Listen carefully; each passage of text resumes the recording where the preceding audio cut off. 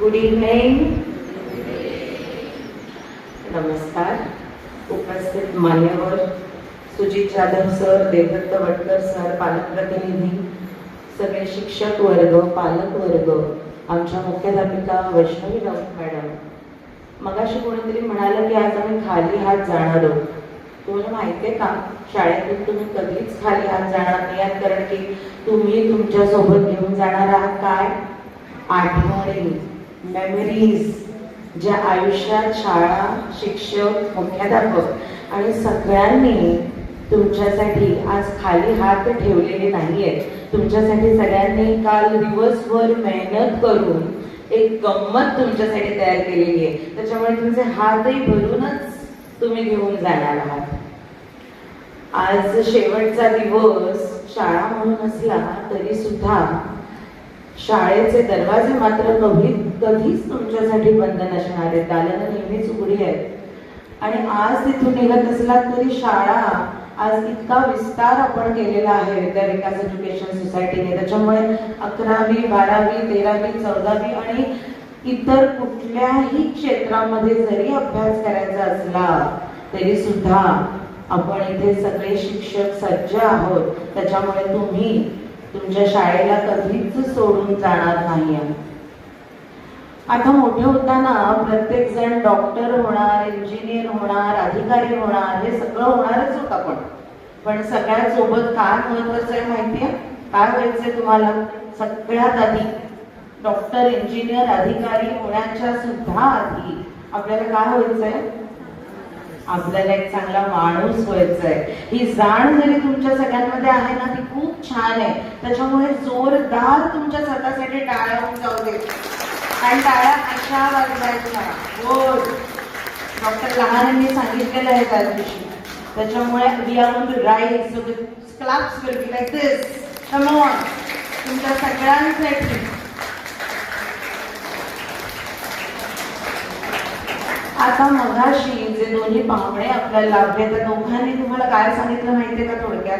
आता एवढे दिवस सगळ्यांनी, तुमच्या शिक्षकांनी, तुमच्या जर तुम्ही कुठे ट्युशनला जात असाल तर तिथे पालकांनी, सगळ्यांनी तुम्हाला अभ्यास कसा करायचा हे सांगितलं असेल वर्षभर, हो ना?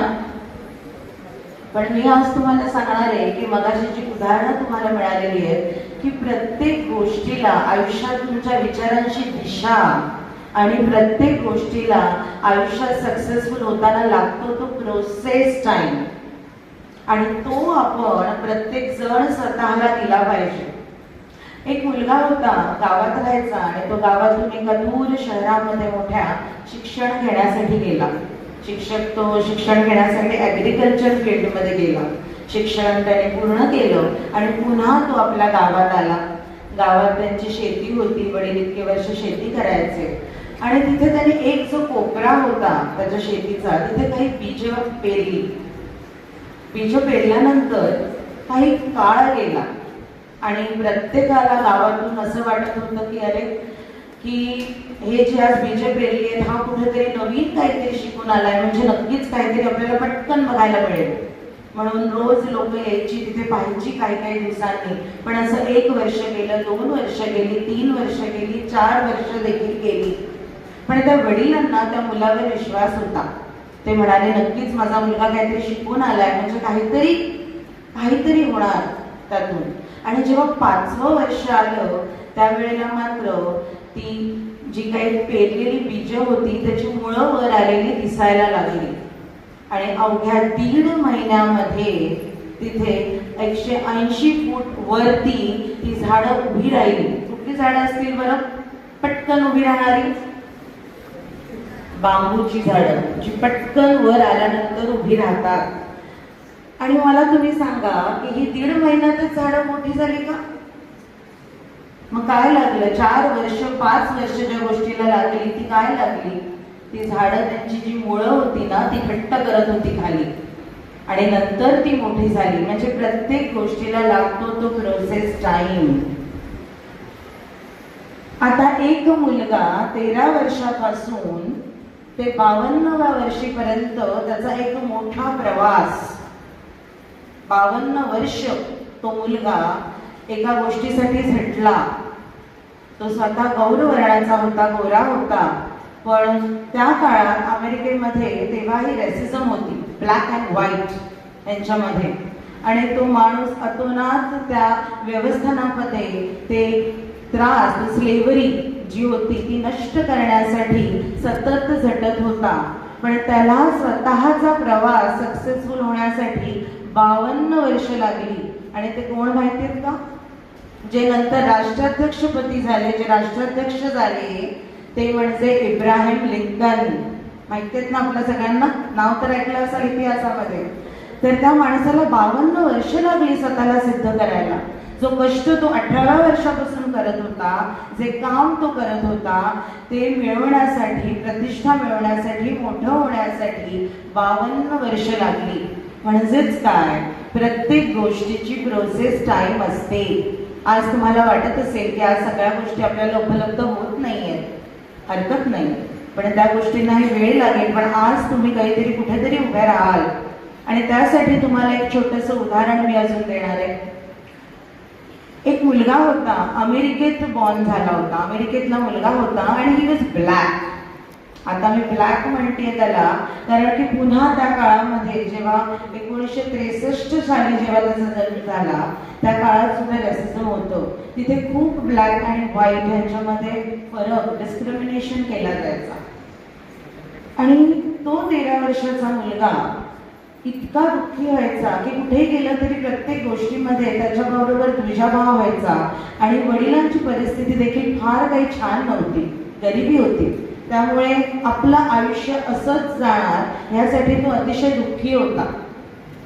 त्या वडिलांनी ती गोष्ट जाणली आणि त्या वडिलांनी एक दिवस काय केलं, एक घरात कपडा होता, सगळ्यांनी ऐका हा, आणि नंतर त्या माणसाचं नाव जेव्हा तुम्हाला कळेल तेव्हाही कळेल की तो माणूस कोण होता, तुम्ही ओळखता त्यांना. त्यांनी एक कपडा जो तिथे पडलेला होता घरात, तो कपडा त्या मुलाला दिला आणि त्याला सांगितलं की तुला काय वाटतं की हे जर कपडा आम्ही आज विकला तर याचे किती पैसे आपल्याला मिळतील.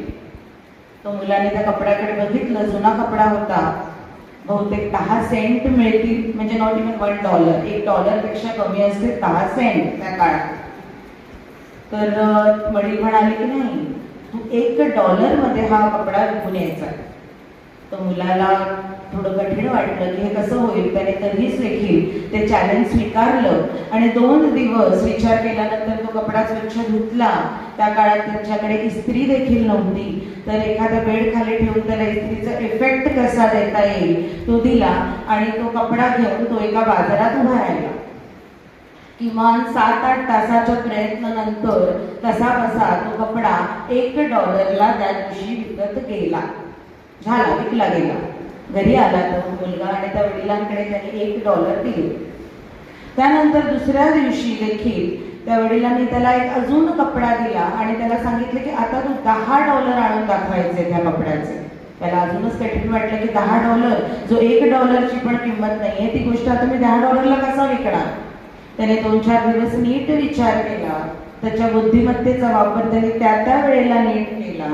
त्याच्या हे लक्षात आलं की आपला एक छोटा भाऊ आहे, आपला एक कझन आहे जो अतिशय छान कार्टूनची चित्र काढतो.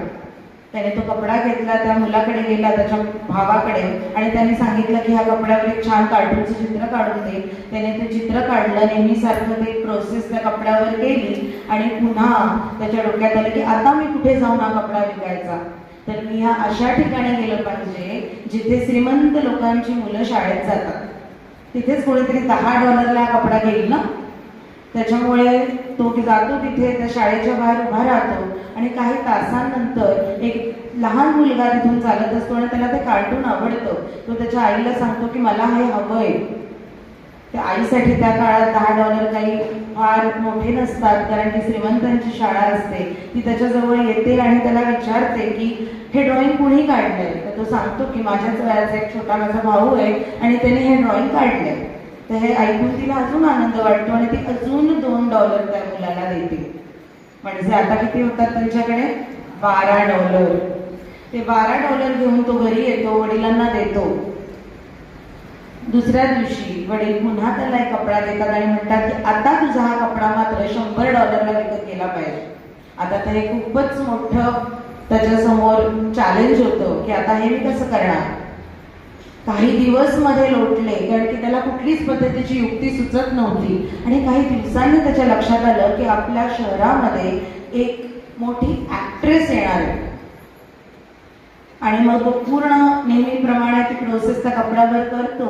आणि ज्या दिवशी ती ऍक्ट्रेस येणार असते त्या दिवशी तो त्या ठिकाणी तिथे हजर होतो. लहान असतो त्याच्यामुळे पटापटा वाट काढतो आणि त्या ऍक्ट्रेस पर्यंत जाऊन पोहोचतो. आणि तो कपडा घेऊन तिला म्हणतो, ऑटोग्राफ प्लीज. आणि ती जी ऍक्ट्रेस असते ती सुद्धा त्याच्याकडे फार कुतूहलाने बघते, कारण कॉन्फिडेंटली इतकासा लहान मुलगा तिच्याकडे आलेला असतो. त्याच्यामुळे पटकन ती त्याच्यावर ऑटोग्राफ देते. आणि तो मुलगा तो कपडा घेऊन भर बाजारात मध्यभागी जाऊन उभा राहतो आणि जोर जोरात ओरडत राहतो की ह्या ऍक्ट्रेसची सही असलेला, ऑटोग्राफ असलेला हा कपडा आहे. आणि अक्षरशः इतकी गर्दी होते, बोली लागते.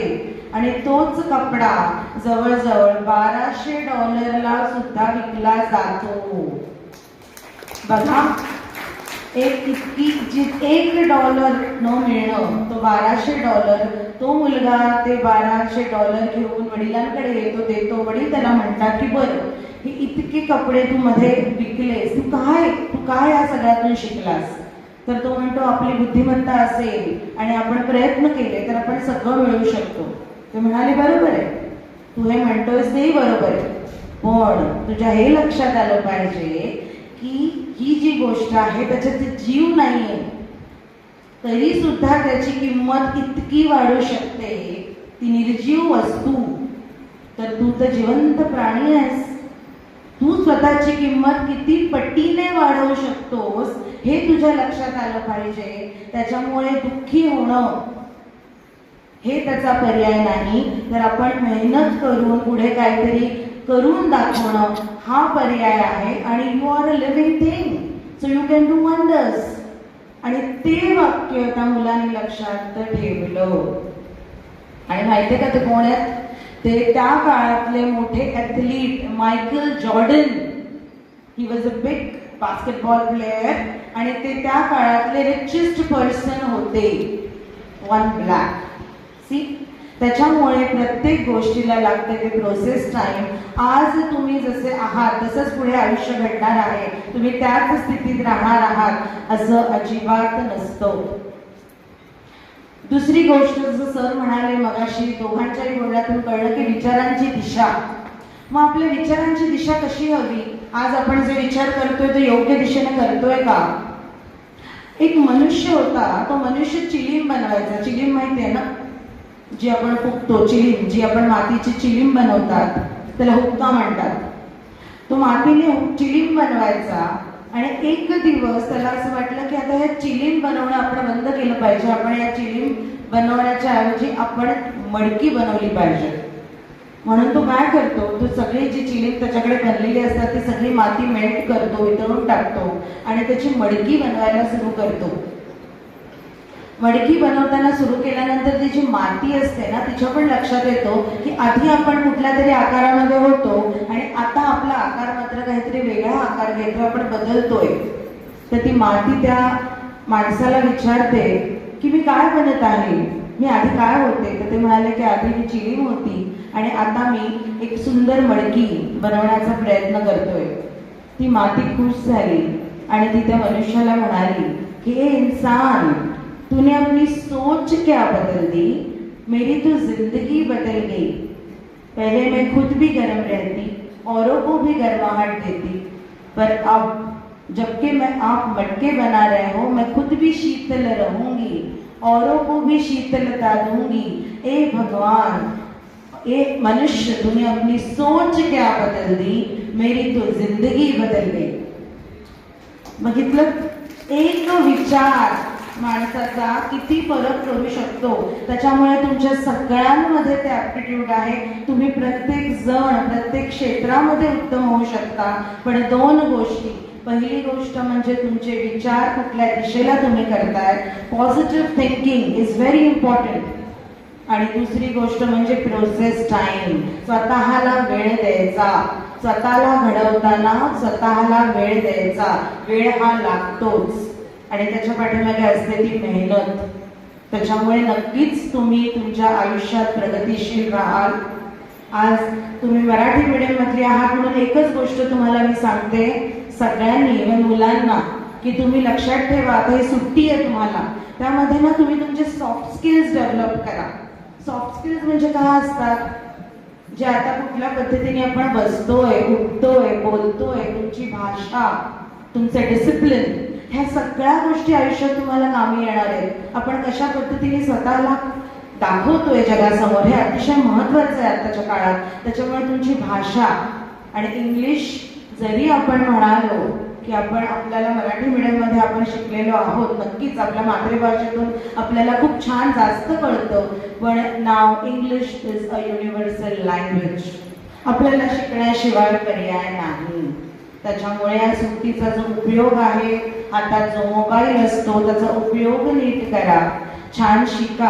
आता जे थॉमस ॲडिसन होता ना, त्यांनी सुद्धा जवळजवळ 2300 पेटंट केले, पण जो बल्बचा आविष्कार करताना त्यांनी किती प्रयोग केले सांगा? 1000 प्रयोग त्यांना त्यांच्या बल्बसाठी करावे लागले. 2300 पेटंट ज्या माणसाने केले त्याला, म्हणजे त्याला सुद्धा तो प्रोसेस टाइम लागला. त्यामुळे प्रत्येक गोष्टीला लागतो तो प्रोसेस टाइम आणि तो लागणारच. असं किती जणांना वाटतं इथे बसल्यानंतर की आपण अधिकारी किंवा आपण डॉक्टर इंजिनियर होऊ शकत नाही, हे मुझसे नहीं होगा. किती जणांना वाटतं सांगा बघू, रेज युअर हँड्स. नाही वाटत? वाटलं पाहिजे, कारण की जेव्हा आपल्याला वाटतं की मी हे करू शकत नाही, तीच माणसं आयुष्यात सक्सेसफुल होतात, कारण त्याच्यासाठी त्याच्या पाठीमागून ते खूप सारी मेहनत करतात. त्याच्यामुळे ते वाढणं तुम्हाला गरजेचं आहे. आपला मित्र एखादं काही, तो समजा आर्ट्सला जातोय किंवा तो सायन्सला जातोय म्हणून आपण करायचं नाहीये. आपण आपलं ऍप्टिट्यूड ओळखायचं की माझ्यात काय आहे. जे तुमच्या मैत्रिणीमध्ये एखादी गोष्ट छान नसेल ती तुमच्यात असेल, तुमच्यात जी हुशारी असेल, तुमच्यात जे कौशल्य असेल तर त्यात मैत्रिणीमध्ये नसेल. त्याच्यामुळे प्रत्येक जण तुम्ही युनिक आहात हे तुम्ही विसरता कामा नाहीये, आणि तो युनिकनेस तुम्ही तुमच्यातला ओळखायचा आहे. आणि हा आयुष्यातला पहिला निर्णय तुम्ही स्वतंत्रपणे सगळीजण आज इथून शाळा संपल्यानंतर 10वीच्या घेणार आहात. तो म्हणजे काय सांगा बघू, कुठला निर्णय घेणार आहात? करिअरचा. तुमचं करिअरचं सिलेक्शन हा तुमचा निर्णय असणार आहे, आणि तो निर्णय अजिबात चुकता कामा नाहीये. त्याच्यामुळे तुमच्या विचारांची दिशा, तुमचं प्रोसेस टाइम हे तुम्ही नक्की लक्षात ठेवायचं. आणि सगळ्यात महत्वाचं, आपण समाजाला काही देणं बनतो, आपली सामाजिक बांधिलकी आहे. ह्याचं ज्वलंत उदाहरण म्हणजे पम राऊत सर, कैलासवासी पम राऊत सर आणि कैलासवासी विद्या राऊत मॅडम, ज्यांच्यामुळे आज आपण सगळे इथे उपस्थित आहोत. ती बांधिलकी त्या काळात त्यांनी लक्षात ठेवली की आपण समाजासाठी काहीतरी देणं बनतो, आणि म्हणून विकास मराठी शाळा अजूनही इथे अस्तित्वात आहे. त्यामुळे 2025-26 batch of 10th standard Roxx. हे सगळ्यांनी माझ्यासोबत म्हणा, batch 25-26 rocks. So we all are going to rock. तुम्ही सगळी जण आज जसे एक स्टुडंट म्हणून आज जाधव सर आपल्या इकडे आलेले आहेत, तसे तुमच्यामधून काही वर्षांनी नक्कीच कोणीतरी आम्हाला पाहुणं म्हणून इथे लाभेल ही मी अपेक्षा करते. All the best to you. Have a great future. Have a wonderful future. Keep shining. Thank you.